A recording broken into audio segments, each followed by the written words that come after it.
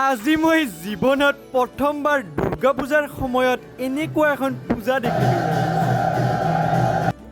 নমস্কাৰ গাইজ, আজি হ'ল দুৰ্গা মাৰ অষ্টমী পূজা আৰু অষ্টমী পূজা বুলি আজি মই ৰেডি হৈ গ'লোঁ আমাৰ খুৰীমাৰ লগত সন্ধি পূজা কৰিবলৈ। আৰু সন্ধি পূজা কৰিবলৈ আমি আহিলোঁ গুৱাহাটী ভেটাপাৰাতে থকা এটা ধুনীয়া দুৰ্গা মন্দিৰত। আৰু আমি আহি পাই ধুনীয়াকৈ চাকি সিহা ৰেডি কৰাত লাগি গ'লোঁ। আৰু আপোনালোকে চাগে ভাবিছে এইনো সন্ধি পূজানো কি? ময়ো প্ৰথমতে গম পোৱা নাছিলোঁ। আমাৰ খুৰীমাই কোৱা মতে অষ্টমী তিথি আৰু নৱমী তিথিৰ সন্ধিক্ষণতে এই পূজা কৰা হয়। এই পূজা ভাগত মা চামুণ্ডা দেৱীক পূজা কৰা হয়। আৰু মা চামুণ্ডা দেৱী হ'ল দুৰ্গা মাৰ এটি উগ্ৰ ৰূপ। আৰু আপোনালোকে জানি আচৰিত খাব যে এই পূজা ভাগত মান কচুৰ পাতত 108 গছি চাকি জ্বলোৱা হয়। এইপিনে খুৰীমা আৰু মই আমাৰ ধুনীয়াকৈ 108 গছি চাকি জ্বলাই দিলোঁ দুৰ্গা মাৰ আশীৰ্বাদত। আৰু এইপিনে সকলো ধৰ্মপ্ৰাণ ৰাইজে কি ধুনীয়াকৈ চাকি জ্বলাই আছে চাওকচোন। আৰু মই জীৱনত আজি প্ৰথমবাৰ সঁচাকৈ ৰাইজ এনেকুৱা এখন পূজাত